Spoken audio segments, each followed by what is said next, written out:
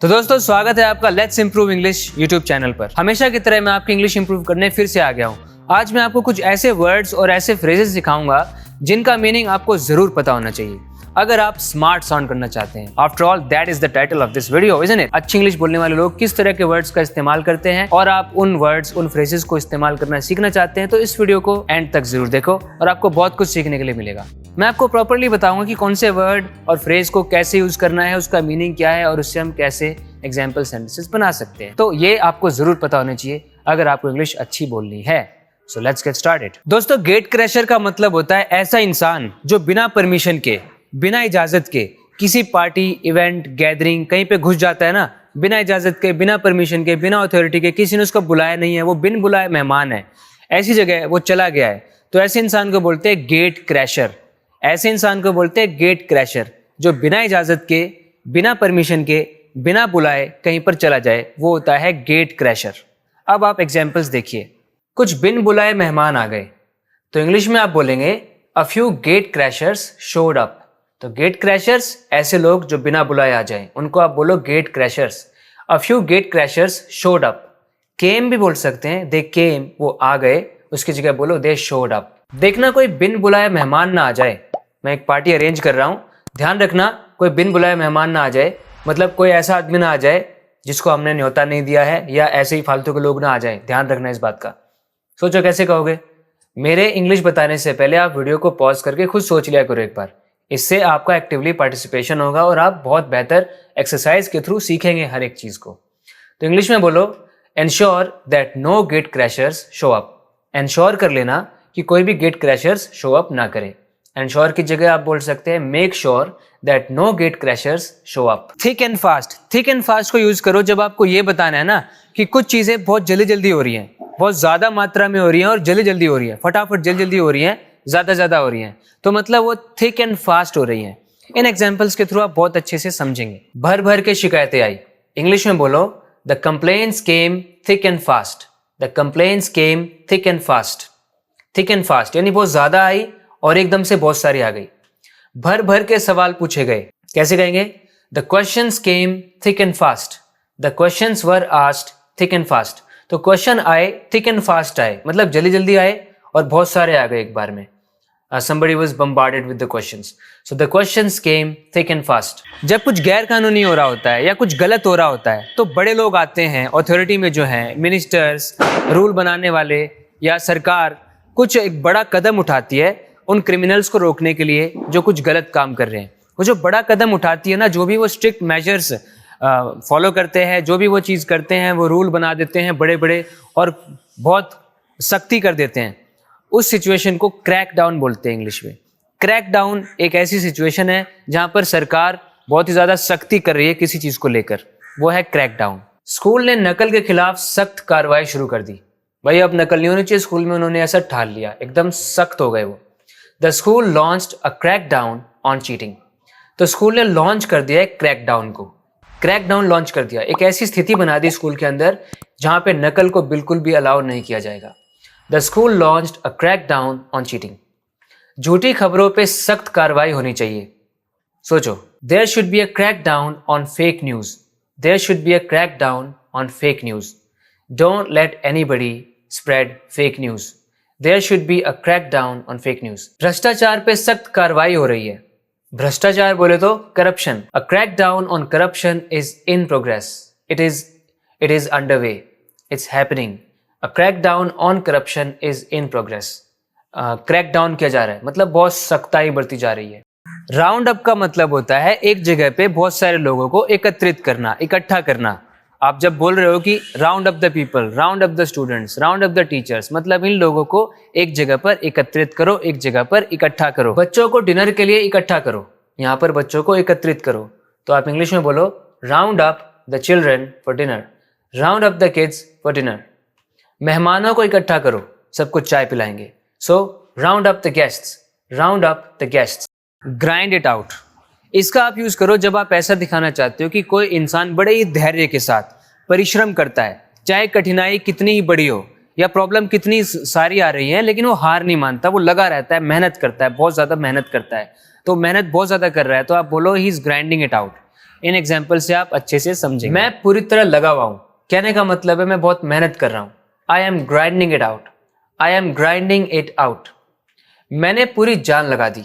मैं आपको ये भी बताना चाहता हूँ, अगर आपको पास्ट टेंस में बोलनी है ये बात तो ग्राइंड की सेकंड फॉर्म यूज कर लोगे ground. I ground it out, I ground it out means the same thing. Okay, I bent over backwards. I bent over backwards. It means the same thing. I worked extremely hard. I worked diligently. I ground it out. Okay, I went above and beyond. मैंने हर दिन मेहनत करी, हर दिन, every day I ground it out. I ground it out every day. मैंने सालों तक मेहनत की, for years. I ground it out for years. मेरे बताने से पहले पॉज कर रहे हो ना वीडियो को? नहीं कर रहे तो आप ही का नुकसान है। वो डू आई डू, आपको जो है पॉज करना है, उससे आप बेहतर सीखोगे, है ना। आप ट्राई करो, सिर्फ सुनने से नहीं आता, लैंग्वेज को बोलना होता है। जितना आप सुनोगे, जितना बोलोगे, उतने आप प्रोफिशिएंट हो जाओगे किसी भी लैंग्वेज में। अप इन आर्म्स, इस फ्रेज का आप यूज करो जब आप ऐसा बताना चाहते हो कि कोई एक ऐसी चीज हो रही है जिसको लेकर लोग नाराज हैं, परेशान हैं, गुस्से में हैं। So they are up in arms. जब लोग परेशान होते हैं तो होता है ना, बड़े बड़े पोस्टर लेके आ जाते हैं कि हमारी मांगे पूरी करो, तो बोलते हैं कि these people are up in arms, इस तरह बोलते हैं। वाईफाई बंद है तो सब कड़ा विरोध कर रहे हैं। Now they can't stay without wifi even for a minute.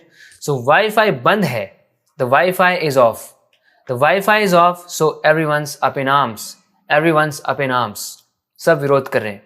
नई टैक्स पॉलिसी का पब्लिक कड़ा विरोध कर रही है। अगर आप न्यूज़ देखने के शौकीन हैं या न्यूज़ पढ़ने के शौकीन हैं तो इस तरह की बातें होती रहती है ना। तो कड़ा विरोध कर रही है टैक्स पॉलिसी का public. The public is up in arms against the new tax policy. Let up on, अगर एक इंसान लेट अप ऑन करता है इसका मतलब वो किसी इंसान पर सख्ती कम कर देता है। You let up on someone, मतलब आप किसी इंसान पर सख्ती कम कर देते हो, दबाव कम कर देते हो। भाई आपको थोड़ी दया आ रही है कि भाई इतना भी दबाव नहीं डालूंगा अब मैं उस पर, so I will let up on him. इस तरह यूज करना है लेट अप ऑन को। उन पर सख्ती कम करो, क्यों उन पर इतना दबाव डाल रहे हो, बेचारे कर लेंगे काम, थोड़ी सख्ती करो, मतलब उन पर सख्ती थोड़ी कम करो। Let up on them, let up on them, मतलब ऐसे यूज करना है लेट अप ऑन, ऑन के बाद एक पर्सन आ जाएगा।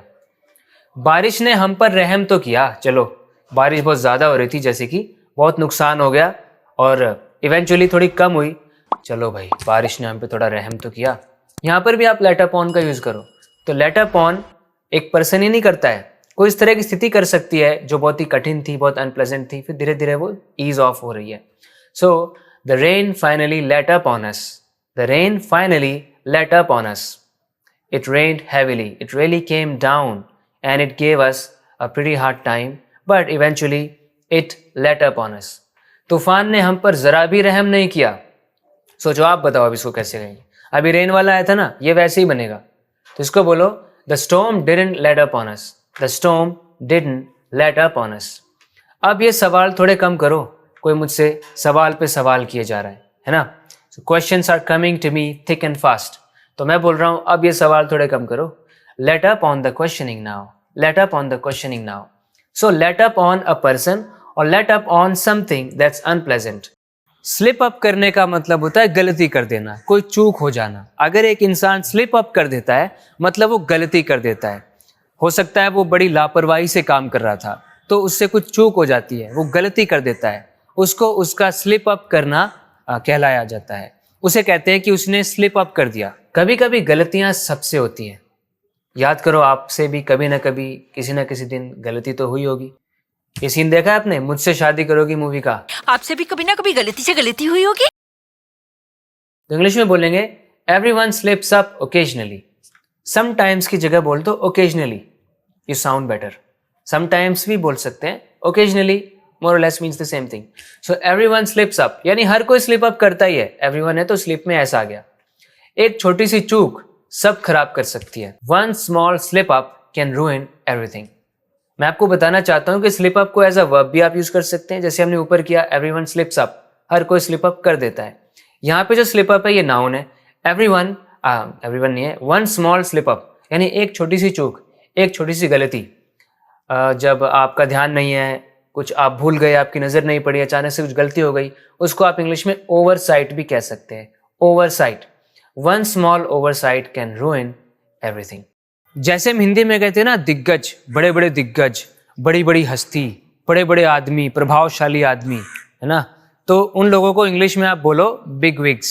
वो एक बड़ी हस्ती है, जैसे आपको बोलना है एक भाई बड़ी हस्ती है, वो बड़ा आदमी है, so he is a big wig, he is a big wig, simple. वो बड़ी बड़ी हस्तियों से मिलता जुलता है। मैं किसी आदमी की तारीफ कर रहा हूँ, उसके बारे में बता रहा हूँ। He rubs shoulders with big wigs. अब ये क्या आ गया, rub shoulders with, it's an idiom. If you regularly watch my videos, you probably know the meaning of rub shoulders with, because I have explained it in one of my videos I posted earlier. So when you rub shoulders with someone, it means you mingle with him. Most of the time you rub shoulders with multiple people. So that means you mingle with them, you spend time with them, okay, you hang out with them. So he rubs shoulders with bigwigs. भाई उसका तो उठना बैठना बड़े बड़े लोगों में है, दिग्गजों के साथ उठता बैठता है वो। अब ये दिग्गज किसी एक पर्टिकुलर कॉन्टेक्स्ट, एक पर्टिकुलर फील्ड के भी हो सकते हैं। सिर्फ दिग्गजों को पार्टी में बुलाया गया, जैसे बोलना है, कहोगे only the bigwig were invited to the party. वो फैशन की इंडस्ट्री की दिग्गज है। She is a big wig in the fashion industry, she is a big wig in the fashion industry. Somebody could be a big wig in a particular industry. अगर कोई किसी काम को बिना संकोच के, बिना डरे, बिना शर्माए करता है, तो हम बोलते हैं कि उसने उस काम को अनअबैशेडली किया है, बिना हिचकिचाए, बिना झिझके, है ना, बिना शर्माए, बिना संकोच करे। तो मतलब वो उस काम को अनअबैशेडली करता है। मैं आपको एग्जांपल सेंटेंस से दिखाता हूँ, आपको बहुत अच्छे से समझ में आएगा। उसने बिना संकोच के गलती मान ली, तो इंग्लिश में बोलो ही अनअबैशेडली एडमिटेड हिज फॉल्ट। उसने बोल दिया हाँ भाई मेरी गलती है, और गलती मानने में वो ना शर्माया, ना घबराया, ना झिझकिचाया, मतलब ना हिचकिचाया, ना उसने झिझका, मतलब ना वो झिझका। सो ही अनअबैशेडली एडमिटेड हिज फॉल्ट। उसने अपने फॉल्ट को एडमिट कर लिया, वो भी कैसे, अनअबैशेडली। मैं जानबूझकर टाइम लगाता हूँ, बार बार बोलता हूँ, क्योंकि जितनी बार आप कुछ सुनोगे उतना ही ज़्यादा चांसेस बढ़ जाएंगे कि आपको वो याद रहेगा। हो सके तो आप अपने एग्जाम्पल सेंटेंसेस भी ज़रूर बनाना, और ज़्यादा चांसेस बढ़ जाएंगे कि याद रहेगा। और ज़्यादा बार वीडियोज़ देखना, और ज़्यादा चांस बढ़ जाएंगे कि आपको याद रहेगा। अब मैं और नहीं बोलता हूँ, नहीं तो चांस बढ़ जाएंगे कि आप लाइक ना करो। That's not what I want. वो बिना शर्माए पार्टी में नाची, तो इंग्लिश में बोलो she danced at the party unabashedly. She was not shy at all. Unabashedly का मतलब है कोई इंसान बिना संकोच के, बिना शर्माए, बिना हिचकिचाए, बिना झिझके कुछ काम करता है। So she danced at the party unabashedly. दोस्तों अब आप भी unabashedly चैनल को कर दो सब्सक्राइब, अगर आपने अभी तक नहीं किया है तो। देखो अगर नहीं किया है तो गलती है भाई, सब्सक्राइब करो। अगर आप इसी तरह से अपनी इंग्लिश को इंप्रूव करते रहना चाहते हैं तो चैनल को सब्सक्राइब जरूर करें। बात करते हैं अगले वीडियो लेसन में। Till then take care, bye bye.